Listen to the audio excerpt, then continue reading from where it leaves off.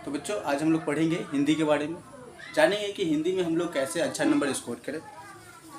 Offline batch में syllabus आपका हो गया है कंप्लीट, आप यहाँ से रिवीजन करेंगे, इसीलिए वीडियो बनाया जा रहा है। बहुत सारे ऐसे भी बच्चे होंगे जिनको अभी तक ये पता नहीं होगा कि हमको क्या पढ़ना है और क्या नहीं पढ़ना है। एक बात ये स्टार्ट करने से पहले एक बात हम कह देते हैं आपसे कि आप जहाँ भी पढ़ रहे होंगे वहाँ भी क्लास करते हैं और इससे पहले भी हिंदी पढ़ाया गया हो, लेकिन थोड़ा सा पेशेंस रखेंगे।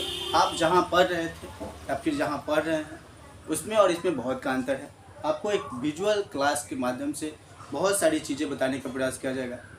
बहुत सारे ऐसे चीज़ें हैं जिसको रटने की आवश्यकता नहीं होती है, आसानी से विवेक बुद्धि का प्रयोग करके हम अच्छा नंबर गेन कर सकते हैं। सबसे पहले हम अपनी उद्देश्य बता देते हैं। मिशन एकेडमी का सपना टॉपर हो अपना, यह हमारा उद्देश्य है। इसी उद्देश्य की पूर्ति के लिए और काम किया जा रहा है और बहुत हर संभव प्रयास किया जा रहा है कि एक बच्चे ग्रामीण परिवेश से एक बच्चे को टॉपर बनाया जाए। चलिए वापस हम लोग टॉपिक पे आते हैं। हिंदी दो भाग में बांट दिया गया है एग्जाम के पैटर्न से। ये है व्याकरण और दूसरा है किताब। व्याकरण और किताब दोनों से क्वेश्चन मिला के टोटल ऑल ओवर 100 नंबर का पूछा जाता है। ये 100 नंबर क्वेश्चन में 50 नंबर व्याकरण का होता है और 50 नंबर बुक का होता है। कभी कभी थोड़ा बहुत इधर उधर हो जाता है, जैसे कि बुक का 40 नंबर तो व्याकरण 60 नंबर, व्याकरण अगर 40 नंबर तो ये हो गया 60 नंबर। इस तरह से इधर उधर होता है। तो हम लोगों को करना क्या है कि दोनों चीज़ को देखना है। सिलेबस कोई हार्ड नहीं है, लेकिन जो नहीं जानता है, जो नहीं समझता है, उसके लिए बहुत मुश्किल होता है 100 में भी बढ़िया नंबर, हिंदी में भी बढ़िया नंबर गेन करना 100 में से।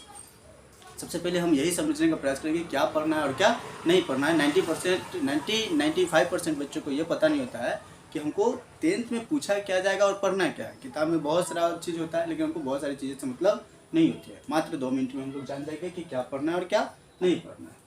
व्याकरण और किताब दो चीज़ पढ़ना है। व्याकरण में हमको पढ़ना है संधि समास, उपसर्ग प्रत्यय, लिंग, मुहावरा, उल्टा शब्द इत्यादि। अन्य भी कई सारी और टॉपिकें हैं, लेकिन हमको मुख्य रूप से इसको विशेष रूप से ध्यान रखना है। जिसमें आता है संधि, समास, उपसर्ग, प्रत्यय, लिंग, मुहावरा और उल्टा शब्द। ये है व्याकरण का पोर्शन। ये 5-6 टॉपिक को हम अगर देख लेते हैं तो व्याकरण से जो क्वेश्चन पूछी जाती है ऑब्जेक्टिव में, वहाँ पे हम बढ़िया नंबर गेन कर सकते हैं। अब आते हैं बुक पे। बहुत सारे बच्चे सोचते हैं कि हम व्याकरण पढ़ें कि बुक पढ़ें, उसका भी जवाब अभी मिल जाएगा कि क्या पढ़ें कि हमारे लिए ज़्यादा फायदे का चीज़ होगा। बुक में हम आपको 2 किताब पढ़ना है। पहला का नाम है गोधोली और दूसरा का नाम है वर्णिका। वर्णिका से क्वेश्चन ज़्यादातर पूछी जाती है, बुक से भी पूछा, गोधोली से भी पूछा जाता है, लेकिन वहाँ पे सब्जेक्टिव में पूछी जाती है। गोधोली में आपको गोधोली को 2 भाग में बांटा गया है, गद्य खंड और काव्य खंड।